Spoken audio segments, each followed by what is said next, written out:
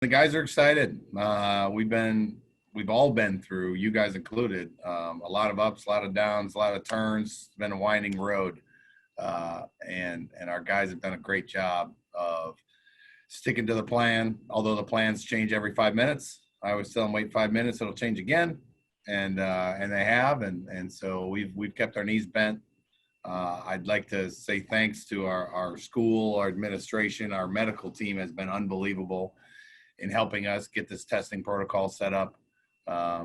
We're very lucky and fortunate to have the Syndicuse Health Center and their team work with Brian Bauer and Sarah, Kyle and Scott to help us get to this point where we're getting great results, getting them fast, and getting us to a point where we're ready to play a game. So we're very fortunate. We know that, and we've had a great time getting ready. Like I've said this to everybody, it's been the most intriguing training camp of all time for me. I've really enjoyed the challenge of getting a team ready to play and getting a team in shape at the same time. Normally they're handed to you in unbelievable shape. In August, when G2, our strength coach, when he hands them over to us, they're on phenomenal shape.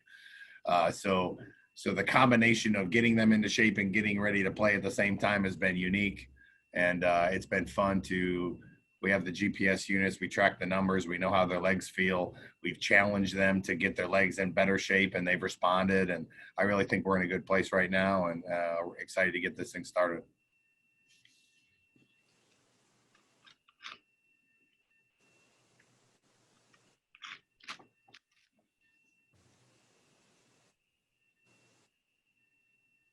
Tim, can you talk about the Syndicuse again? You mentioned them briefly, but I mean, that's an absolute well-oiled machine for you guys to go in the morning, get your nostrils swabbed in a drive-through situation, and get your test back in time to start practice at 9 or 9:30 every morning.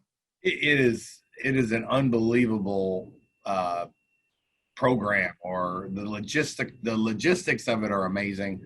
And we drive through there 7 a.m. We're done testing by normally 7:30, and I normally by 8:30, 8:45 have all the results before we take the field. And it's been it's a great feeling when you're out on the football field, when you know every single person that's standing out there with you, that's competing with you, that's making you better, has all been tested within 2 hours ago, and they were all negative. And so not a lot of places have that. I can tell you that. I've talked to other coaches. I've heard the horror stories of what some of the places are dealing with. And because of Syndicuse and all the work that their team has done with our medical department and the athletic department have done, we are very fortunate. I make sure to tell our players that all the time. You guys need to realize how lucky you are to have this type of operation, to have your back, to make sure that we can not only get to the season, but make it through a season. Is special, and it's been great. We've been tested a ton, and we feel really good about the process and the communication and the good and the bad. We deal with all of it, but the program that they set up is very well done, and it's been really positive thing for us. The one thing I've noticed in the games that have been played already since September is the high scoring of a lot of these games. Not all the time, but it seems like in general scoring is up, and I think it probably has to do with tackling during a pandemic. I mean, it doesn't seem to coincide. So is that a concern going into week one, how your defense will perform on the field and tackling? Yeah, it's one of the blocking and tackling, right? That's what the game's about. And so we have had a more physical camp than we've ever had. We've tackled a lot more. I always tell them, like, circa 1995 when I was here, the play ended when someone's butt hit the ground every single day in practice. Like, that's the way it used to be, and we need to have those days. So we've done a great job tackling. We've basically gone with a shells day and then a full day, and we've worn full pads more than we ever have. So because I noticed the same things you did, Robin, which is it's one of those things that you have to do. You have to tackle, and so we've done a lot of it. Obviously, we pulled back here recently because we're trying to get their bodies right, and with depth and with with COVID, you're trying to get everyone reps and make sure you're as deep as humanly possible, because it can be everyone used to say you're one play away from playing. Now you're one play or one test away from playing. So you have to be ready to play. So we've rotated. We've let our twos have more reps, and our freshmen have had more reps than ever before. And there's been, banged up little injuries here and there. And if you miss a week or two, you just miss a third of the season. So I think a lot of teams just haven't tackled as much. They want to get everybody to game one. And we haven't taken that approach. I've called a lot of coaches once we were turned back on and asked them, what they did and what they would have done differently. And luckily we were kind of fortunate to be the last ones to come back because we were able to make a lot of phone calls and hopefully learn from others' mistakes. And so that's something that we need to focus on, and we have focused on. But the proof will be next Wednesday when we get out there and have to tackle a guy like Cato, he's a hard guy to tackle. So we're going to have to get as many people to the ball as possible. We got to run to the ball. And that will be one of the main things that helps in tackling, is when you got 3 or 4 people there, it's a lot easier to tackle than one-on-one in space.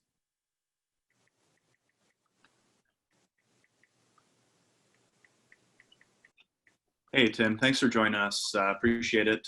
The last couple of years, you've had some true freshmen step into big roles at wide receiver. You mentioned how you want to get some freshman depth or freshman experience this year. After going through fall camp, do you see any first-year guys who could make a big impact on your team? Number one, Patrick, I love the beard.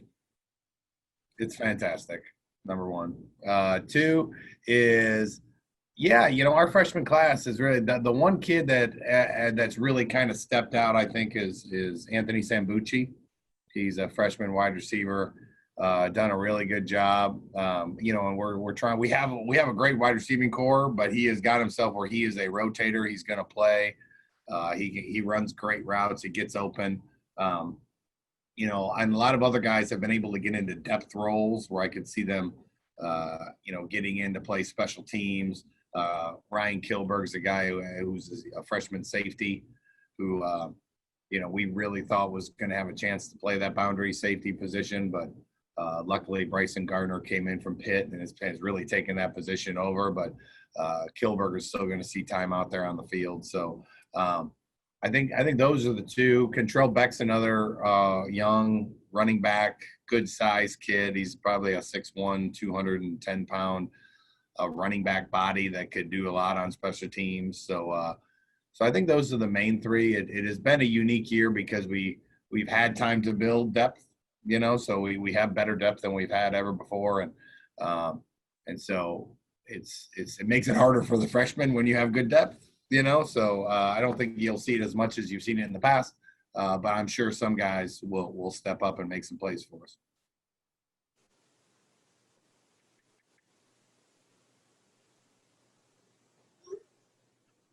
Can you tell us if Ladarius Jefferson is going to be eligible this season? Don't know yet. Working on it. Jeff Stone, I call him every day, and ask. So we're in the process of working with the NCAA.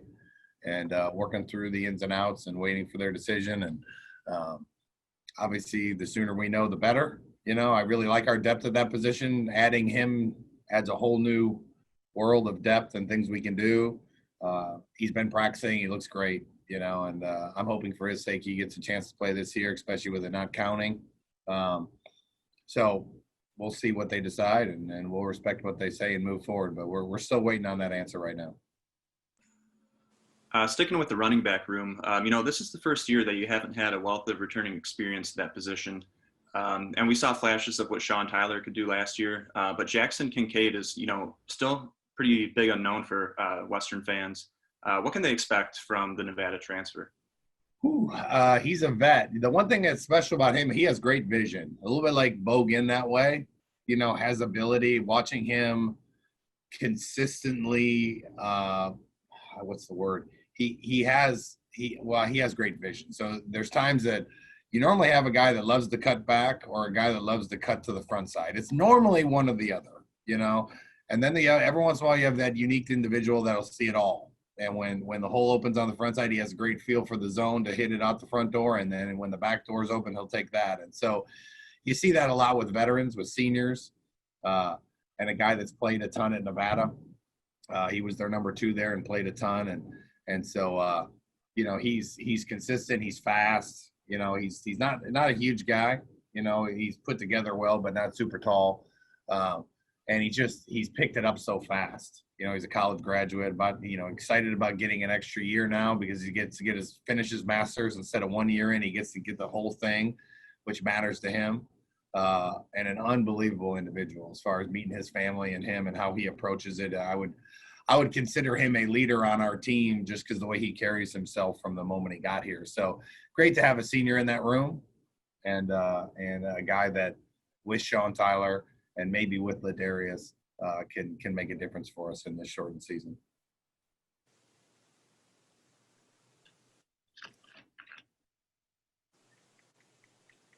Hey, Coach, this is Seth. I thought Patrick was like me and just couldn't physically grow a beard, and then he drops that on us. Real right there. I was like, wow, yeah, it's shocking. Just speaking to Theron Coleman and Bryson Gardner, you touched on Gardner a little bit, but guys who obviously came from Pittsburgh system and Pat Narduzzi, and obviously has a good pedigree of coaching defense on that side of the ball, and just what do they kind of bring to the table, with their experience and what they playing in the ACC, and just talk about kind of some of the things that that they're bringing to you guys right now to the team. I think it's that veteran ability and experiences that they've been through being at Pitt and being with Coach with Pat Narduzzi, which obviously they're a great defensive team, and then Coach Sanders played for me, coached for me, and he's now the safeties coach there, and he's one of my really close friends. So having a guy that's coaching at Pitt now who used to coach here, we knew a lot about what type of kids these were character-wise, and they're great people and great players, and that's the most important part. So they definitely have the ACC bodies. I mean, they're both 6 foot, 6'1", put together, can run, and they just show up to work. You see that with juniors and seniors, that it's more of a workman's mentality. They enjoy showing up to work, and they treat it seriously, and they're just mature. And it's been fun because when you approach it like that, it's fun to watch them take the game to the next level. As far as they take great pride in their disguise, they take great pride in Bryson.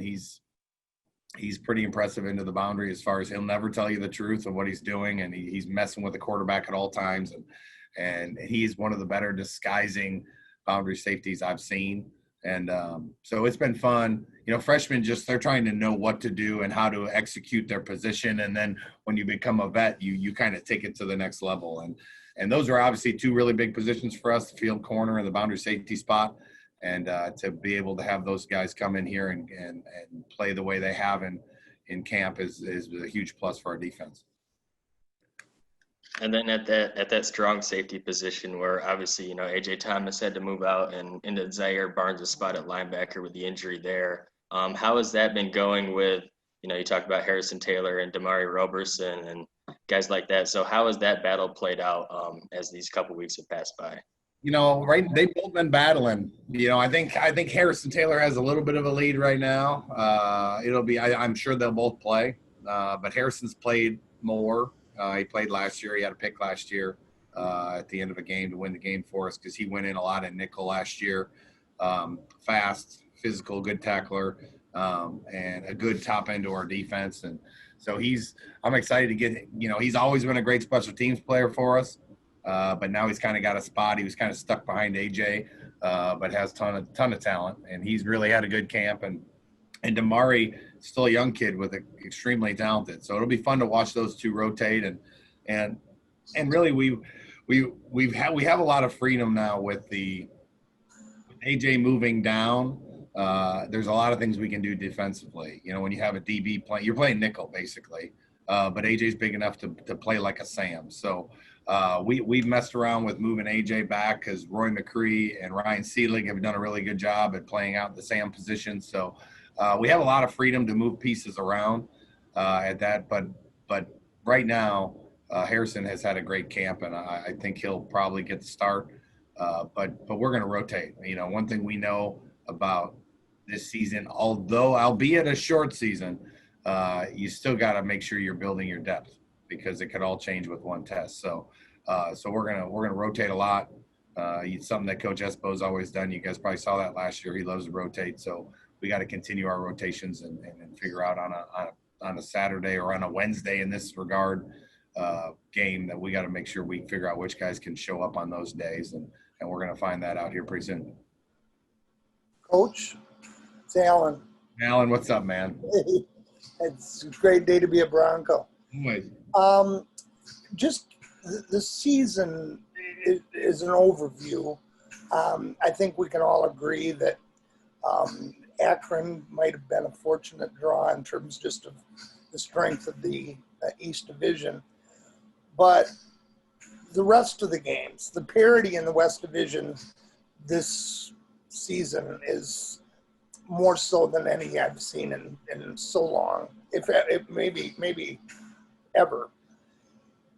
I'm doing my preview, the second edition of my preview that I got to have in today. And right now I've got you undefeated. And the last time I picked Western to go undefeated was 2016, and I was right. Help me make the case for those people that are going to say, are you kidding, Alan? You're crazy. You're wrong, like they said to me in 2016. Where do you see the biggest stumbles? Obviously, Toledo and Central Michigan back-to-back and second and third game are going to be tough. But where do you, just looking, I know we're concentrating on Akron, but just as you look out over the course of the 6-game season. I think the biggest thing, I think when you bring a team back that has talent like ours does, I think a lot of it's going to come down to you got a young quarterback, let's be honest, and he's going to be – we have to do a good job of managing him. Miami did it last year. They won with a freshman quarterback. It can be done if you surround him with a good defense, if you surround him with a good running game and talent, and he doesn't have to go necessarily out there and win every game for you. That's that's going to be one of my keys. If we cannot give up big plays on defense and we can find a way to manage the game with Caleb in there. Caleb's going to make his share of plays, but he's going to make his share of mistakes too. That's just reality. So I think that's going to be the key because, when you get good quarterback play, and you have talent, you're going to be a hard team to beat. And that's really what we're focusing on offensively. And I think, like you said, I think the parity in the league is higher than it's ever been. I think Ball State's quarterback, is one of the better quarterbacks I've seen. And obviously everyone knows Toledo's powerful and so Central. But I even think the East parity is better than it's ever been. I think Buffalo's a really good team. I think Miami's a really good team. I will not ever count out Ohio, although they're dealing with having to replace a quarterback as well. And Kent State, he's got them rolling. I like Kroom's a great player. I really feel like on both sides, it's more parity than it's ever been. And so it's going to be and it's a different year, obviously. We're only playing 6 games. So I definitely think this is going to be one of the most unique seasons ever. And, having veterans coming back that can hit the ground running, I think is a big deal. And we do have a ton of veterans that have played a lot of football. That's going to be big for us early on, especially with big games early on. And but we have to get solid quarterback play, and we got to do, as coaches, we got to do a good job of protecting him as much as humanly possible, and let him go show his skills, because he's got a ton of skills. So we just got to keep him relaxed and let him play and use the playmakers he has around him. And but I couldn't agree with you more as far as the parity. It's going to be a fun. It's only 6 weeks, but it's going to be a fun 6 weeks.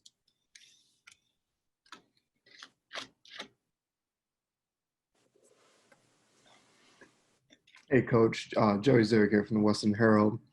In the spring, you mentioned Dwayne Eskridge was going to get more offensive reps as compared to defensive reps. How do you see him working in this offensive scheme? He's been playing offense. We've dabbled with him on defense in a third and long situation. He's so fast, you're not going to run by him.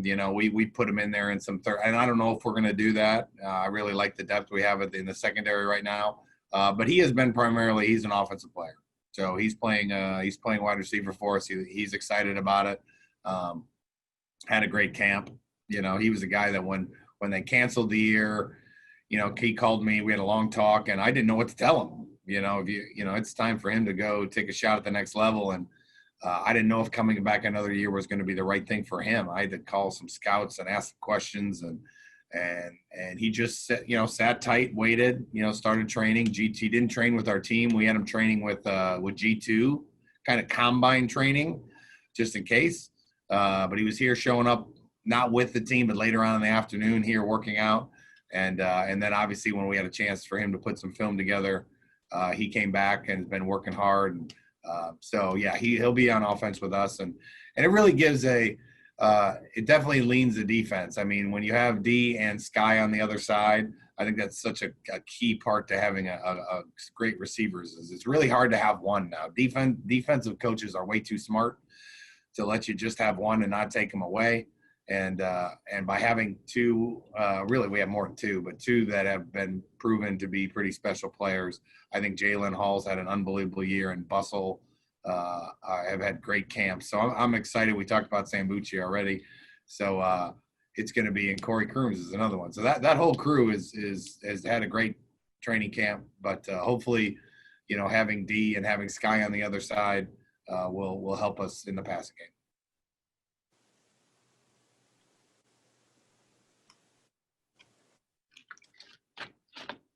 As far as defense goes, this is Lou's second year as the coordinator, and the unit, was really much improved under his guidance last year. Can you talk about how that unit has progressed and what you're kind of hoping to see from them in his second full year as defensive coordinator? Yeah, I really think, it didn't start well last year. You guys remember that. And I just kept saying, give them time. They definitely, once they really learn the system, and just watching their progression throughout the year was a lot of fun. Especially down the stretch. I thought they played great defense, great team defense. They ran to the ball. I think our D-line continues to get better. We're getting to the quarterback. We're disrupting quarterbacks, which is huge. So I really think you're going to just see them continue to be able to do a little bit more. We really, first year you put everything in, you get them to a point where and figure out what they can execute well, and you try to lean on those things, and you dabble in some other worlds. And I think our defense really understands the scheme now, and there's a lot of freedom in our scheme. Our linebackers have a ton of freedom in changing calls and moving defensive linemen in front of them. And if they, and that's where Trey and Corbin are kind of special right now, in that, Coach Espo will call a defense, and depending on the formation, if it puts Trey or Corbin in a position where they could make a call and make it a little bit easier on our defense to stop the offense, they'll do it consistently. And I really just kind of want to watch them take it to the next level, which we saw in certain games as the year went on, as the guys got more and more comfortable. But they have such a good understanding of what we're trying to do in the back end and how it all ties together with the front seven. So I'm excited to watch them hit the ground running, and in a short 6-game season, getting that defense to show up and play and get in rhythm quickly can make a huge difference in a short season. Coach, Gio Ricci is a very special player, and we're losing him. You were just talking about wide receivers. And I know you've got some kids that you're going to try to plug into that position, which is as much blocking as it is receiving. Talk about who you've got going there, and then a little bit about the offensive line. I know we've had great center play since John Kenoy walked on as a freshman, or came onto campus as a freshman, and then with Luke Juriga last year. And I know we're converting Wesley French. How's that process going along with the tight ends question? Oh, it's gone great. It's our biggest offensive line we've ever had.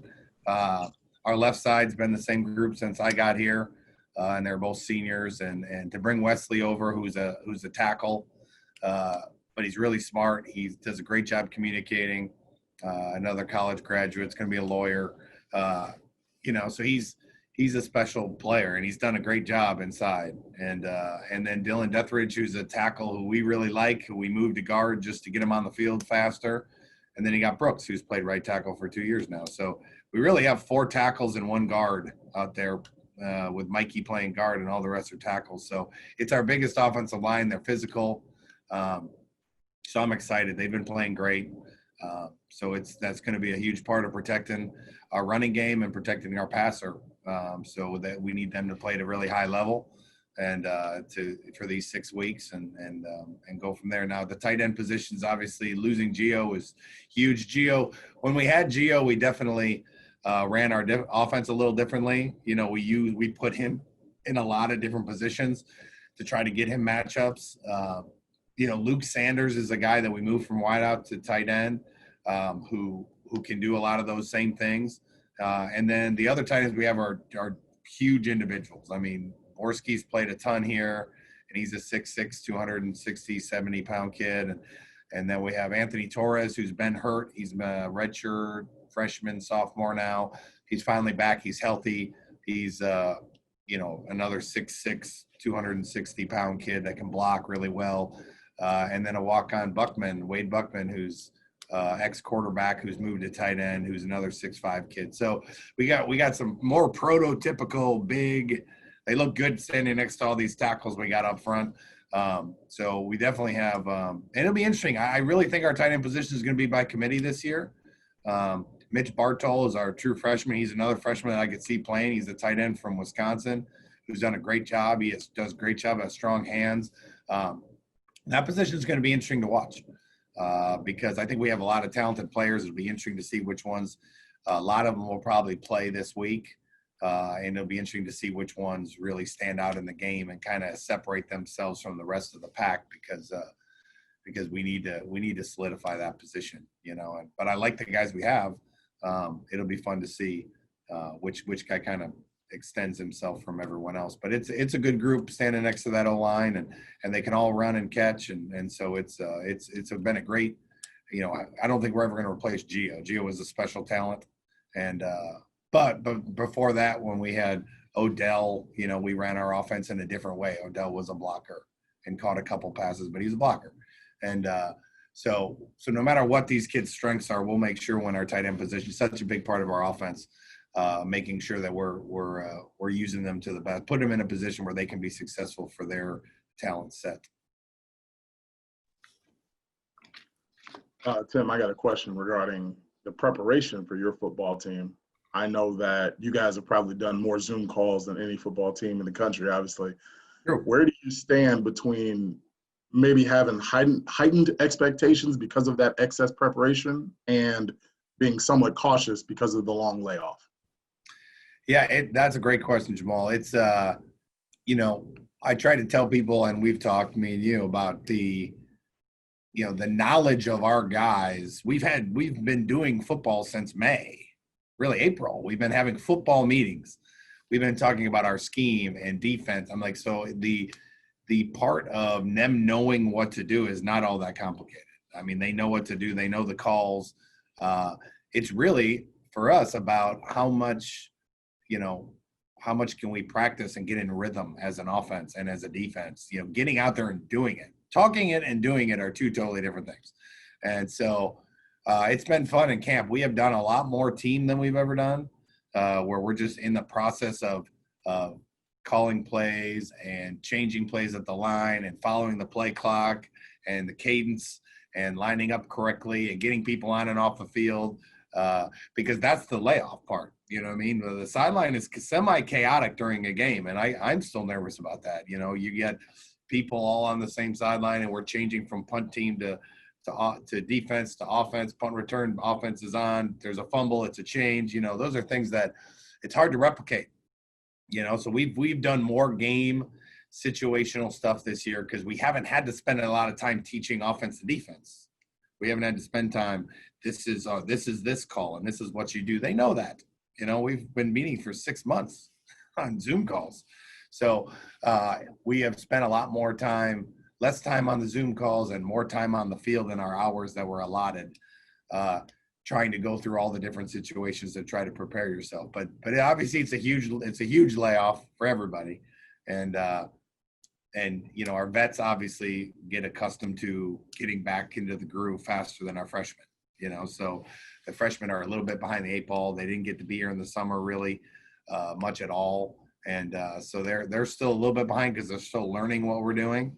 But the vets have really settled in, and I feel like our practices have been successful. We got a week left. We've already gone through Akron one time with the game plan and everything, and we got 2 more practices to do it again, kind of go through them a second time. And we changed the way we practice completely from the past till now because of this layoff, and our guys have really responded. Coach, in a season where we're likely to have a lot of close games, kicking game is going to be very important, obviously. Talk about the confidence that you have in the place kicking situation for field goals, et cetera, and also how the punt game looks. The punt game looks fantastic. I mean, Nick's kicking the ball better than he ever has. I think the defensive players are so fired up about his development since he got here. I mean, it was 2 years. My first year, we had some veterans, but by my second year, we were all freshmen long snapper, freshman kicker, freshman punter, and they looked like it. And then last year they were much better, much improved. And now they look, I mean, Bryce is snapping the ball better than he ever has. Nick is kicking it better than he ever has. And then the field goal kicking is probably the most exciting competition that we still have going on. They've all been kicking the ball well. Petty was able to redshirt last year, which we wanted to do on purpose. And then Tiago's back. And Mahalik's actually been kicking field goals too. So those 3 we've been charting. They're all right there at a very high level right now. So we've continued even into this week. I want them all ready. If one of them's struggling in a day, we will pull the trigger and go to the next guy, because they've all earned the opportunity with their higher percentages. It's not like they've all been poor. They've all been really good. And we put them in a lot of live situations, and we've stopped in the middle of practice and brought them out to kick some in front of everybody. And so it's been a fun competition to watch. I'm glad we have multiple guys. So if one guy's struggling, we can go to the next. So it's just nice to have veterans. It's nice to have a veteran group. But really, the one thing that's really jumped off the table is Mahalik's really done a great job punting, and that should help our defense. If we can help them in field position, then a great defense, a good defense can be even better. A great defense can be an elite defense. So I think we're pretty excited about our punting game right now. Tim, your ones are pretty good. You mentioned that your starting lineup is all, for the most part, pretty experienced. But in a shortened season like this, COVID, all that stuff going on, I think depth, the team with the best depth is probably the team that makes it through. Are you confident in your depth across the board? Yeah. Or is there you're not confident in, I guess? Yeah, I mean, I feel really good about our depth. I mean, it's definitely one of those things that if we get all the injuries at the same position, then you're going to run out of depth quick. When you get the 3s, you can struggle. But I like where we're at. I mean, at every position we have players. In some positions we have players that have played, and had a lot of good reps as our 2s. And we've had a couple injuries like Zaire's that have forced us to move some people around, and you got a guy like Harrison Taylor who's played, who now has a chance to step in and be a starter, and he's flourished, so and like I said before, it's not about the guy gets hurt. It could be the guy gets tested, so that's going to be a big part. The team that has the most discipline and that does a good job with all the protocols, and one guy gets it and contact trace 10 other guys, or did they do a good job of he gets it, so we lose him, but we don't lose 5 others, so those are the things that every team's dealing with. I just read about Wisconsin last night and everything they're dealing with. So, we got to keep our knees bent, ready for anything. And obviously the better we do, the longer we're going to be able to keep our starters out there. And obviously that gives us the best chance to win, but we've purposely played more 2s. The 2s have gotten more reps in this training camp than the ones on purpose. And now that we're getting ready for a game, the ones are getting more than the twos. But in the training camp part of this 3.5, 4 weeks, 4.5, I think when it's all said and done, we had our twos practice a ton against each other. And it's been fun to watch them develop as they've gotten reps and gotten coached. And so it's been, for that same reason, we've done it that way. And it's been fun to watch those guys develop. Tim, last question from me here. Ali Fayed is a guy who has been impressive, and he's also picking up some recognition from some national analysts like Pro Football Focus. What have you seen from him that makes you excited for his season? Man, he's always been a strong guy, and he's really become a technician in the last year or two with his different pass rush moves. He's gotten stronger with his hands. His ball get off is special. I mean, he's different. That is one part that I've noticed. Wesley French, our center, is one of the toughest kids we have. And during one-on-ones the other day, he went out there and tackled because he wanted a shot at him. And by the time he blinked, Ollie was around him. And he looked at me. He was like, "Coach, I'm fast." I'm like, "Yeah, you're pound for pound. You're, as far as big guys, like Wesley might be our fastest guy." And he's like, "If I'm fast, that guy, I didn't have a prayer." And so he does such a good job at understanding snap counts, understanding how to get off the ball quickly. If he gets if he gets an offensive tackle leaning back, you're in trouble, So I think it's just being a veteran, hearing a lot of different snap counts. I'm sure early on in every single game, he'll be trying to get a beat for the snap count and what they're doing and reading tackles. And I really think he's taken, kind of like we talked about Bryson and what he does into the boundary as far as taking the safety position to the next level. That's kind of what Ali has done with all the intangibles that when you're as talented and experienced as he is, and then you add the intangibles and the get off and the understanding the back and what they're trying to do and being able to read, run, pass. And he has really been, I just have to keep him away from the quarterback because he's there all the time. And just say, stay away and let him throw it, And he always looks right at me and gives me a high five because I always stand about 5 yards behind the quarterback. But, I'm looking for a big year out of him, and it's going to be fun to watch him play again because his stats over his time here. He's a guy that never got to redshirt. He played as a true freshman, So for him, I don't, whether he comes back or not is up to him. But I know he's excited about the chance of maybe being able to play again next year. But I'm excited to watch him play again soon. Coach, being a proud alum of Belleville High School, the top high school football program in the state of Michigan, and one of the best high school football teams in the nation. How's our Belleville corner all-conference returner, Patrick Lupro, doing? He's doing a great job. I mean, he really kind of came into his own. Last year he was a redshirt freshman. D was definitely the call we thought that would give us a better chance last year.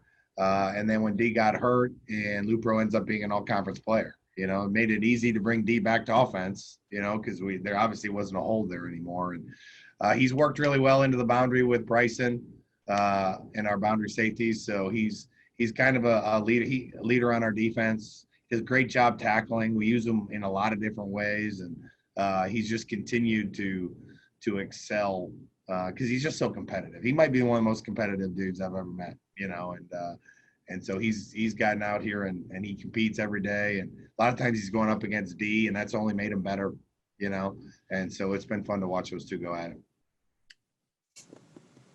You had to get the Belleville plug in there, right? Chink. Coach, I was just wondering if you could, speak on Akron a little bit. And obviously, they do return 8 starters, I believe it is, on the offense side of the ball. They return Cato Nelson at quarterback, and obviously a team that really struggled last year. But what are some of the things you're looking for? Some things you've seen from Akron, and then some things you're looking for really from your team going into week 1 here.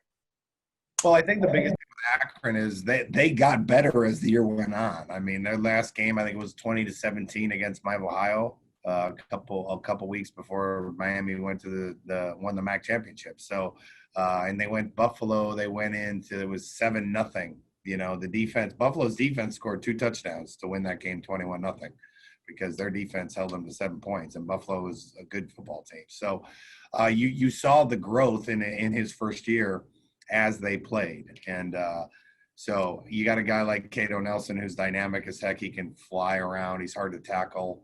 We're trying, obviously every defense is trying to get to the quarterback, and the first guy never brings him down, which creates a whole second part of the play when he can scramble and buy time. So that puts a lot of pressure on your defensive backs.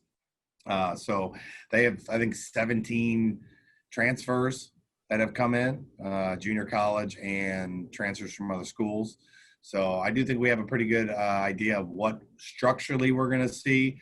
What bodies are out there doing it, I have no clue. They have a lot of returners. They got a transfer from Indiana running back who we think is pretty talented. They got a talented set of wideouts, Stewart and Hicks and Matheson. They can run. They've made catches. I think they've had one of them had 700 yards receiving, which is a heck of a year. And then they got their center, who's the kind of the glue that puts their O-line together, who's a returning all-conference player. So I think on offense, they have a lot of good pieces back, and then they bring some transfers in. Defensively, they had a D tackle and a safety who I thought were special players who are gone, but they returned almost everybody else. They got some transfers there that we've heard are really good players. You go back, you watch their junior college film, you watch their high school film. So we know there's going to be different bodies there, but we expect them to be better like they were at the end of the year and continue to grow from there, because he's just in the beginning of putting his stamp on that program. So, we're expecting a dogfight like all these games are going to be. And as far as our team, I think the biggest thing is we got to come out and get settled and play. You've seen so many teams. We've been fortunate in this break to be able to see a lot of teams play their first games every week. I mean, last week I watched some teams play their first game. So you can always watch and learn from other teams, and getting out there and getting settled and starting to play football and getting away from the penalties and all the different little things that there will be some rust on all teams that take the field next Wednesday. So we have to take the field, get out there, relax, and just start playing our game and run into the football and calm down. And once we calm down, there's going to be a lot of jitters. It's been a long time off. I don't expect it to look like the cleanest thing. I don't think any games have really looked that way. Even some of the best teams in the country for the first quarter and a half, we're just getting settled in. And so we have to weather the storm. We have to kick the rust off, whatever you want to call it, quickly. And I know our guys are excited, and I hope they're not overexcited. I want them to get calmed down and start playing our brand of football. And the sooner they do that, the better chance we're going to have of taking off from there and having a chance to win the game. So obviously we got to go to their place, which is obviously when you're on the road, it's tough. So we're going to have to come out and settle down quickly and play our brand of football and kick the rust off quick, because it's going to be a battle once we get to the second half of every game. Coach, the whole pandemic situation has created all kinds of challenges that are new to all of us. But going on the road in the first game has got to be a particular challenge. Can you just quickly tell us what's going to be the main differences in how the logistics for you going on the road in terms of the hotel and travel and all that's going to be different? Yeah, the easiest answer to that question is everything is different. From the amount of buses we take to, the N95 masks that we will be wearing on the bus. We don't normally wear those, but we will be. To the roommate situation's totally different. You don't really room by position like you used to. You room by which guys are past positives, which guys are already roommates and they live together anyway. So there's so many, and these are all things we've called other teams and asked them how they're doing it. We're going to eat in waves. Most meals are grab and go. The ones we are sitting down, there'll only be two at these big tables. There's only two guys at the table. So we're going to have to eat in offensive and defensive waves. So really everything, and then there's really once we get to the game, get to the stadium, it won't be all that different, because there's no pregame shows and stuff. We might be able to get our pregame done a little bit closer to kickoff, so we're not in the locker room so long in between. Normally it's like 25 minutes, and now it'll probably be like 15 to 20 when we come off the field before we retake the field. So, so that there will be some differences there. Obviously, the sideline's different. We got to spread out more, and but yeah, the travel part, the logistical part of the travel, our director of football operations, Mike Parrish, did a great job of downloading the NFL protocols and then calling everybody that's been playing here for 6 weeks now. And we sat down with our medical team, went through and put a plan together. So we're really confident about the plan, but it will be our first time doing it. There'll be no, after the game, the parents aren't going to be hanging around the locker room afterwards. I mean, everyone will be pushed away. Normally you grab your food, you hop on the bus. Well, you got to have your mask on the bus. So you have to eat. We have to eat before we get on the bus, So a lot of little differences. I've already kind of warned our guys, and they've been dealing with different for such a long time now. We always say, keep your knees bent. And I've been prepping them for what this travel is going to feel like and look like. And then when we have our first home game, we're going to not be in the hotel the night before. So that's going to be totally different. They're going to be staying in their hotels, or not hotels, their apartments and dorms in week 2 when we play Toledo, which is going to be totally new. So, it's I guess we kind of get used to it, and I have faith in my guys, and they've really responded up to this point, and we need to continue to respond if we want to have a great season.